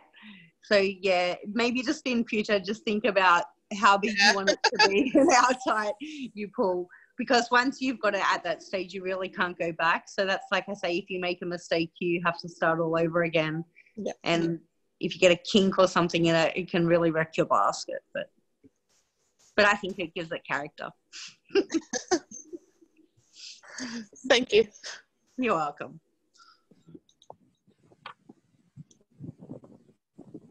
Is that it? I think I got to the end. Yeah. So for your next one, have you got your new bit of string with a needle? The same one. Did I get rid of it? So you have no base strands left is what you're saying, yeah? Yeah, this one. Yep. So if you get more of your base, grab about the same amount as you've used before, maybe 3 or 4 strands. Yep. And then you just put them, like hold them next to the other ones. And if you see where the lady is here on this basket, they have used the one colour, and that's because they're holding the new base strands in. So they're doing them really tight and close next to each other, the stitches, so that the base stays in there. Okay, sweet. I think I got it.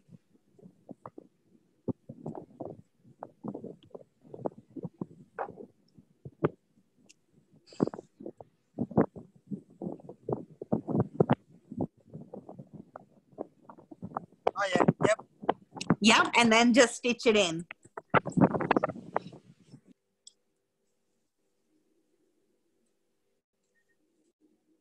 Is everyone else okay? Anyone else up to the stage where they might need to add some more base strands in as well?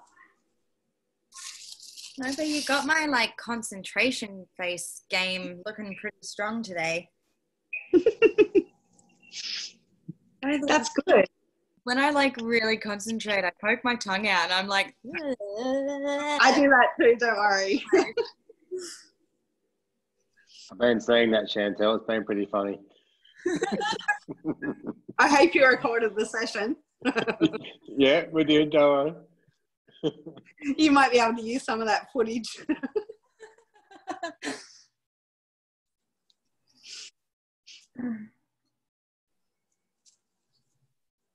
This is awesome though. It's getting somewhere. He's pretty small, but he's fast getting.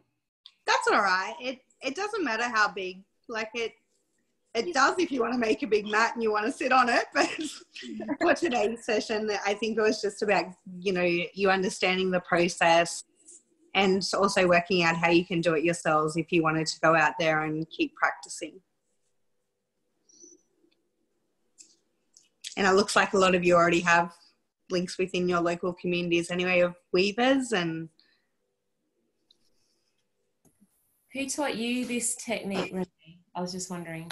Yep, so my aunties are, I'm from Wiradjuri country, and my grandmother was actually brought up on a mission down at Narrandera.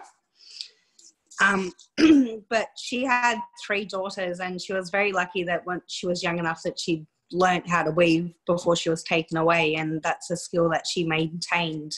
And it was something she passed on to her daughters, and then my aunties actually taught me. So I'm really quite lucky, you know, from being removed from culture, that I've actually reconnected and they've reconnected as well. So thank you. That's all right. And my aunties were also part of the Wagga Weavers, who about 10 years ago, they started a group down there and they started reviving the practices as well and doing workshops with communities too.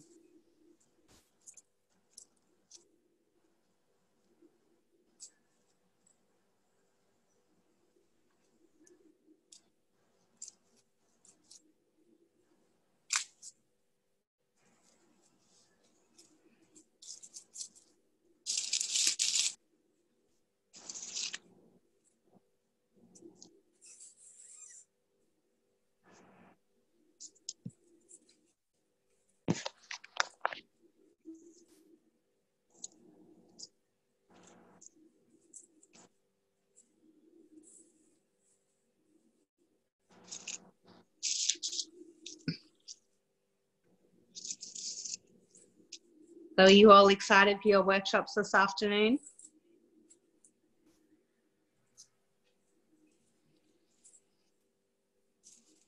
Yeah, the whole week is pretty exciting. Yeah, I looked on the program. I'm like, I wouldn't have minded being in some of those workshops myself. Well, you are more than welcome to join anytime.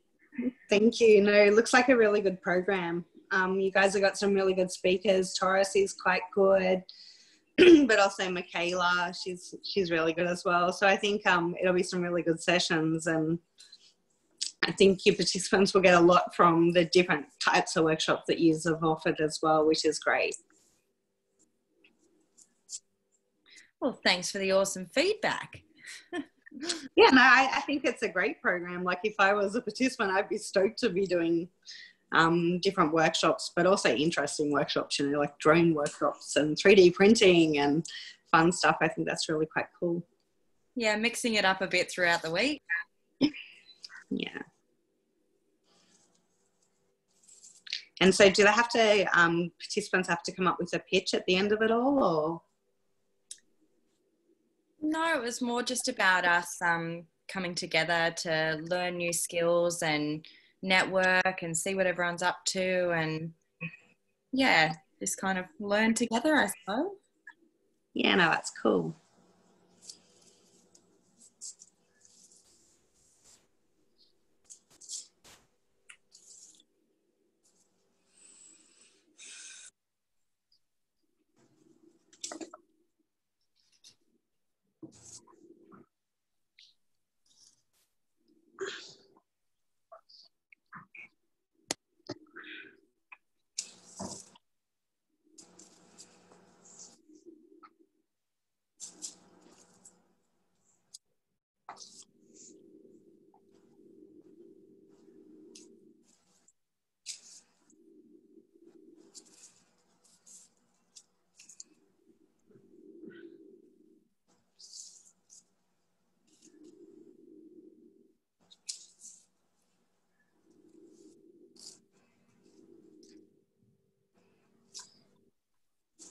Jody. Hey, I just saw your post on Facebook about your cape. Amazing. Thank you. I was very, can you hear me? Yeah, we can hear you. I was very inspired and I'm wearing my cape at the moment. Oh, can we see it?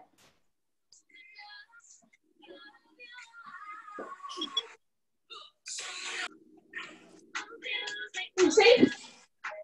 Oh, wow, it's amazing.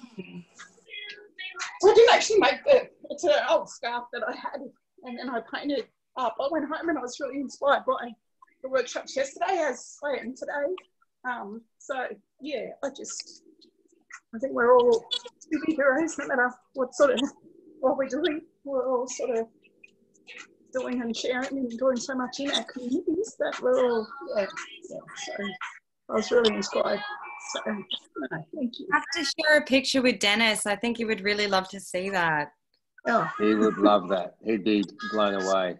Yeah. I was so happy with the interactions that his workshop had yesterday and the conversations that came out of it. So he'd love to see that. Yeah. Sorry, I had the music on in the background. I didn't turn it off. That's all right. That'd be great. Yeah.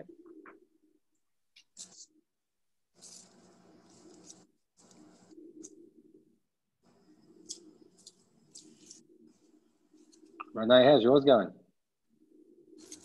It's getting there. I've done a little bit more than what I started with, but stopping and starting all the time. But yeah, it's coming along nicely. I'm actually happy with how tight it is, but also the stitching. It's nice and tight. Yeah. Yeah. That's cool. It'll be a tiny one like yours, I think. Mine's really making a little, the basket now. It's coming along cool. Yeah, no, it is. And then you can also, I like the colours. And then you can you can change the colours as you go up as well. But you can add a handle on the top so you can make it into like a little carry bag. Yeah, awesome. So here's one that I did a couple of weeks ago. It's not the best one either. But I put like a little handle on the top so you can actually use it like a bag. I like that. Yeah, it's a little bit different to the coiling technique in that we start with the structure of basically like a mat. So you have your points where it's rigid and then you weave in and around them. Yeah, it's a little bit different. But I think this technique's a little bit easier to teach through online learning. I'm sure. Yeah. But nothing's easy. It's all practice. Yeah. Renee, how do I start to bring the sides up? Mine's quite flat.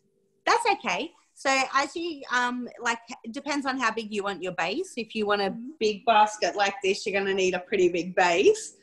But if you want to start bringing it up, you just pull your string tighter and it will, it'll start to pull the strands up as you go around. Right. Thank you. That's all right.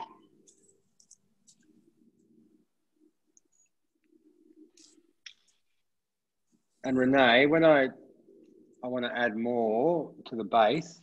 Yep. Sorry, how do you do that again? Yep, so here's my base. And if I want to add some more strings in, say that's where it finished, Yep. I would put my new ones just a little bit before that. Yep. And so that they start to join in, and then that becomes your new base that you use. Oh, is that it? That's easy.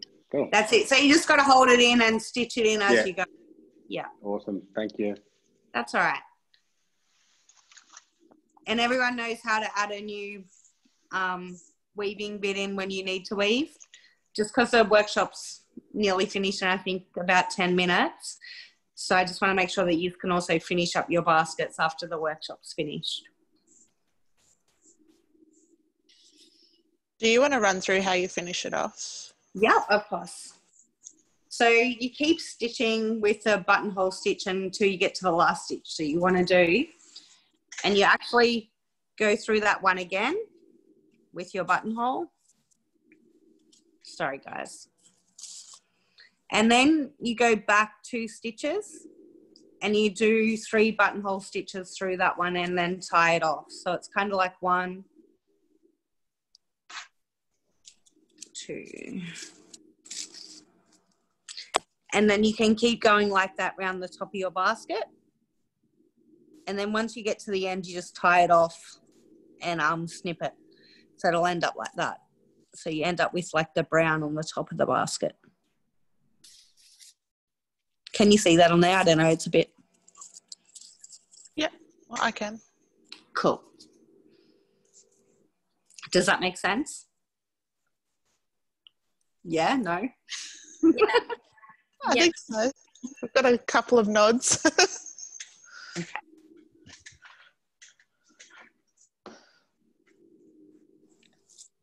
If it doesn't, then we're innovative people and we'll invent something. That's right. Where there's a will, there's a way. So if you want to stop and you've still got base, you just cut that off, do you? Yeah, so you just cut the base off and then finish with the stitching on the top all the way around. Yeah.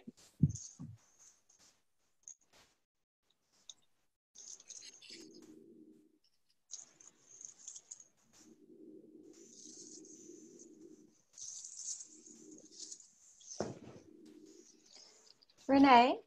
Yeah? Quick question. With the slideshow you showed us earlier, if any of our participants, so we have a few teachers and youth workers with us today, if they wanted to share any of that information, because it's, you know, it was really great, is there, you know, a website they can jump on, or can they?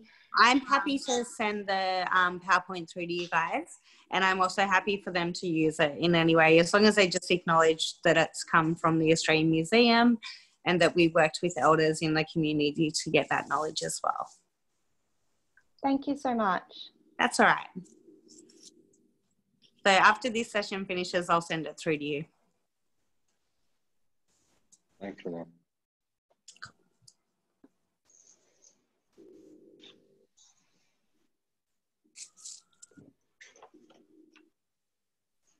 Oh, I don't want this to end. I'm having fun. I know, I've got to go do uni work. How exciting. Oh, yay. Good luck. Thanks. It's all coming to the end of semester.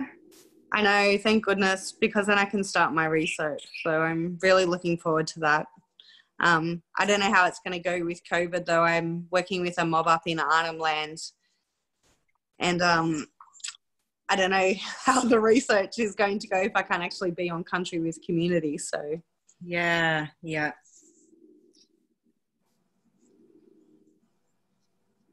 What is your area of research, Renee? More with weaving, one would assume.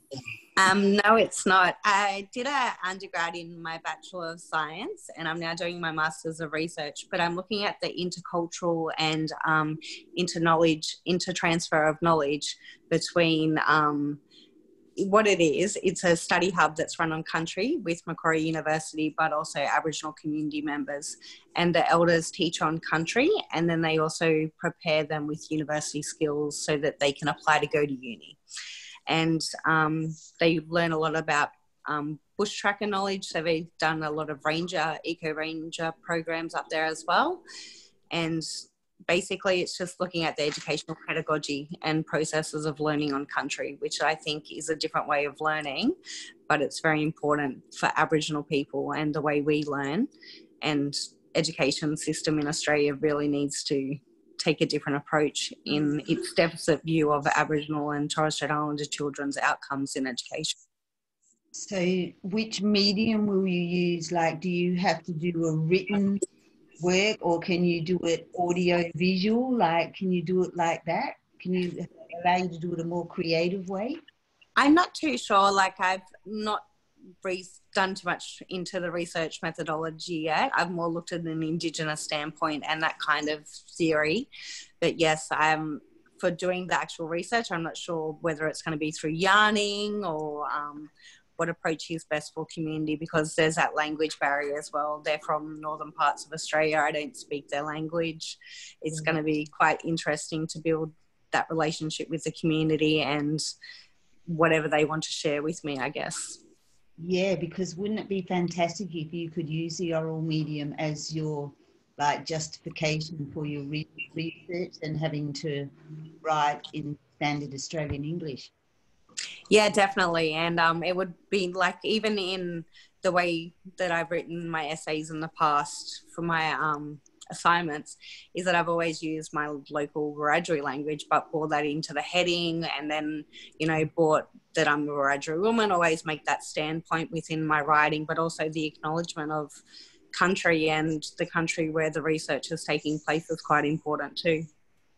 Yeah, because at Galari now, in our registered training organisation, students usually are supposed to write their answers in standard Australian English, but we've got it now that our students can record their answers, do the oral answers, and so we've had to, get that all passed through the government and all of that, but we've got there, and I just think it's a really important step forward, and hopefully it can go from certificate 2 up to someone like yourself doing your masters, and people doing their PhD. So I think that's a wonderful idea, and I'd like to actually speak to you a little bit more about that. And I think that's really important, because most, like you say, most communities don't speak English, and English is not their first language, and it really doesn't show the sophistication, but also, how much skills and knowledge they have because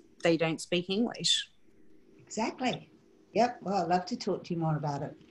Yeah, definitely. Yeah.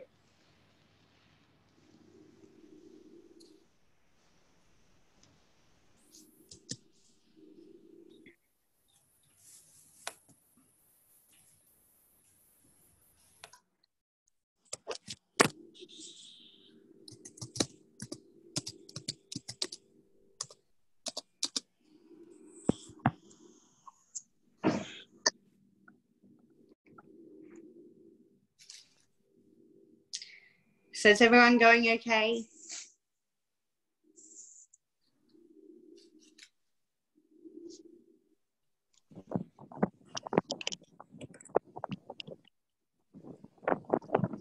Can I pull it a bit tighter now?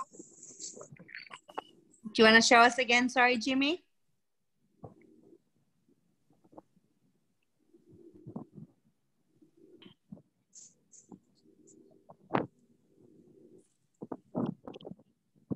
Do I just pull it a bit tighter? If you pull it tighter, it will start to make the baskets to come up. Yeah. That's looking really good. Okay, sweet, thanks. That's all right.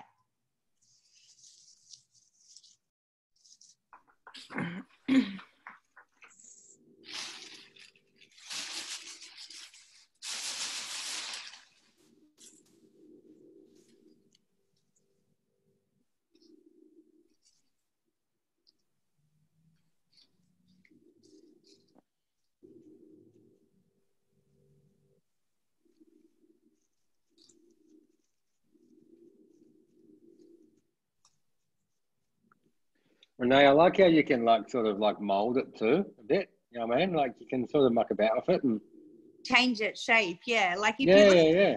if you think about the fish traps and the eel traps as well, like they're all that they come like in a conical shape and they go out first. So it's kind of the opposite to what we've done here, where we've started and then we're moving out. They do it the opposite. Yeah, it's a complete opposite. Yeah. Yeah. Yeah. No, it's really cool. Thank you so much. No, thank you guys. It's been really enjoyable for me. I like weaving and it's a nice relaxing way for my morning rather than dealing with kids and schoolwork. So, but, and it's been nice to yarn with all the different communities and meet everyone. I really appreciate all the stories that are being shared and the knowledge that's being shared as well. We might get a screenshot of everyone holding up their work just before anyone has to go, if that's okay. Yeah, for sure. So if everyone wants to hold up their work and we can take a screenshot, I'll just make it so everyone's a bit bigger.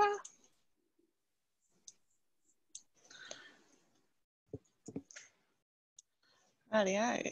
Everyone's ready, hold up their work. Right, 3, 2, lovely. Thank you.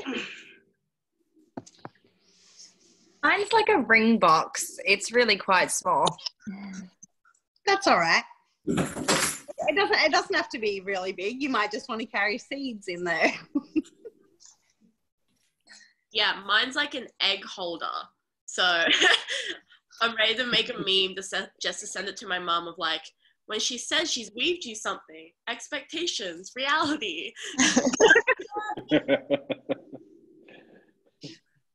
Yours actually looks like it was in the shape of an eel trap anyway, the way it was coming out. So it's quite cool.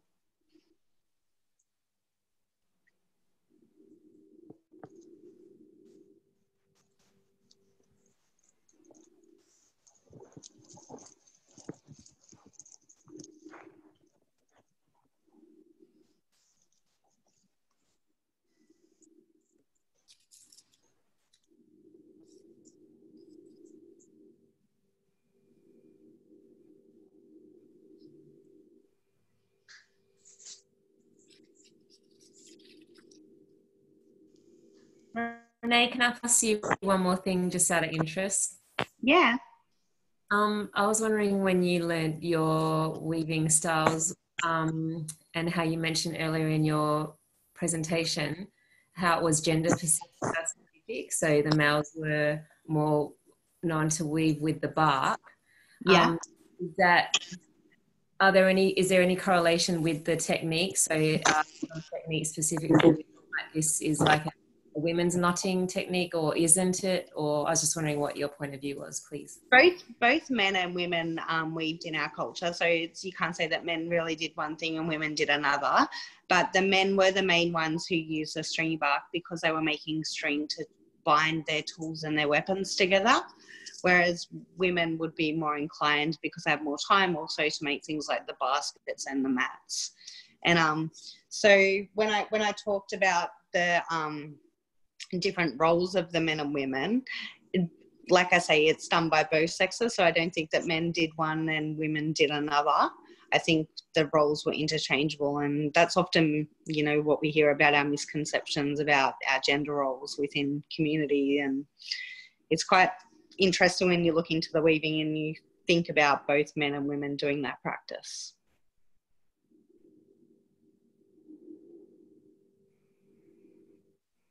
Thank you. Did that kind of answer your question? Yeah, because when I learnt it, we were told like the men were known to attach the emu feathers, so women weren't allowed to do that, and they weren't allowed to learn this either. I guess it just depends on the region.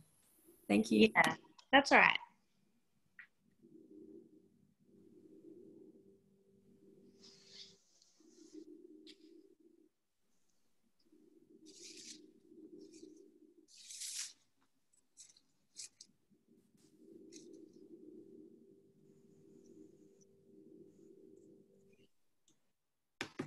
Hey Renee, can I ask a quick question as well? Yeah, of course. I'll just get down.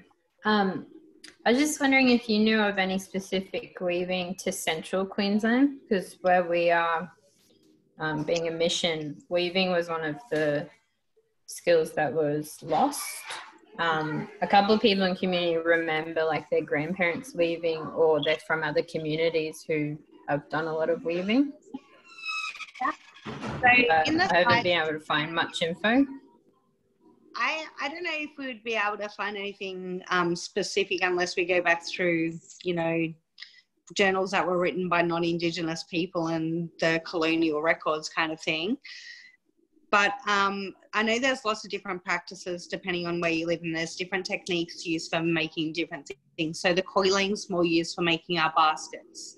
And another technique that we use is called twining, where you twist one of the fibres clockwise and one of them anti-clockwise, and then twist them around each other. And that's the way that we would make string and rope.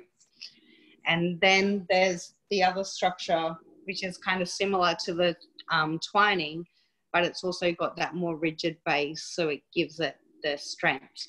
So I guess different communities, because of the different fibres and materials that we would use different practices. But mainly where I'm from is the coiling, but also the looping technique, so where we made those netted bags. Thank you. No worries. Yeah, because that's one of we had a camp last year where we tried out some weaving. So it is one of the things that a lot of the community are wanting to get back into. We do have some different grasses around. So we've been doing some research on what kind of plants we have around here. We've got the stringy bark and some, it looks like lamandra, but it's a different kind of like reed that grows where the swamp. So I haven't tried that, but I'll see if that's similar if we dry it out. Yeah, you can even try and dye them as well. Like some of the aunties earlier spoke about cracking up berries and leaves and seeds, and you just put that in the water to soak the fibres, and it gives them colour, but it also gives them a bit more strength. So yeah, just experiment, see how you go. Maybe even try and connect with some local community members that have a bit of knowledge about the stories, and see if we can piece bits of information together.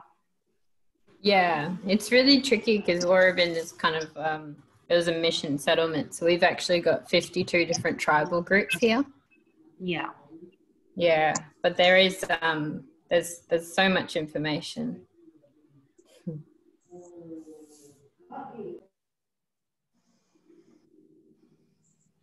Rightio, everyone. It looks like we've hit 12 o'clock. I just want to say a massive thank you to Renee for coming along and showing us how to weave. You did it all yourselves. Come on, you did all the hard work. But yeah, if anyone wants to say anything before we head off. Yeah, thanks, Renee, because now I'm going to go weave with my mum. That was a sarcastic thank you, wasn't it? No, I've got a bit of a cold. I've been blowing. I don't know if you saw it, but I've been blowing my nose this entire time. But thank you so much, like, because I really am inspired just to go and sit down with my mum and my auntie and weave. And I'm already just starting on a new one. Oh wow! Well, you've done really well. That's really cool. Thank you. Thank you. Yeah, thank you, Renee. It's raining here in community, so we were going to have some of the elders come down, but I brought a heap of raffia and some extra needles, so we'll probably do our own little weaving session later. So if we do, we'll send some photos through. Yeah, That'd be nice. Thanks again. That's all right. I'll send the slideshow through to IDX, so if any of you need any of the information, you're quite welcome to use that as well. Thank you. No worries. Thanks, Renee. Awesome as usual. Thanks, Renee. Yeah, thank you so much. Can I say thank you? Thank you to all you guys. You made my morning very pleasant. Thank you. And I'm really happy that you all achieved something at the end of it, even if it's not a great big basket or it's not quite perfect.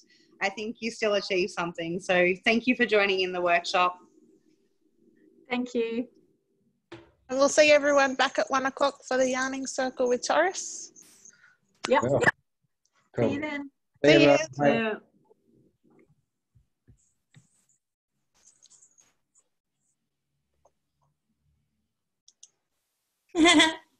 How deadly was that? Hey. It was awesome. Oh my God. I accidentally weaved my microphone cord into my bar. No. No, I had to undo it. Weren't there some beautiful creations done? Oh, stunning. Yeah. We got some really talented mob in here. Yeah, eh? Oh. Well, little one had the sneezes. I had a coughing fit. Oh, no. Yeah. Well, NCIE represent. Yeah, well, lucky the corona police weren't around, or we both would have been down for the throat swab. Yeah. It got me going on. Oh, true, eh? Oh, thank you for inviting me. It was wonderful.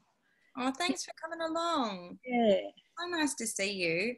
Yeah, eh? Awesome. Yeah. Well, take care. Yeah, you too. I was like Jimmy in the wind. And was somebody on a bridge? I think they had a background like us. Oh, true. Oh, okay. I thought, well, that's brave, weaving on the bridge. Multitasking. Oh, dear. That's a work view. Yeah, beautiful. And what a girl Renee is, eh? Yeah. Mountain girls are good girls, eh? Big hugs to you all. Big love. Yeah. See you soon, Aunt. Take care. Yeah, will do. Bye. Virtual hugs. Mwah, mwah, mwah.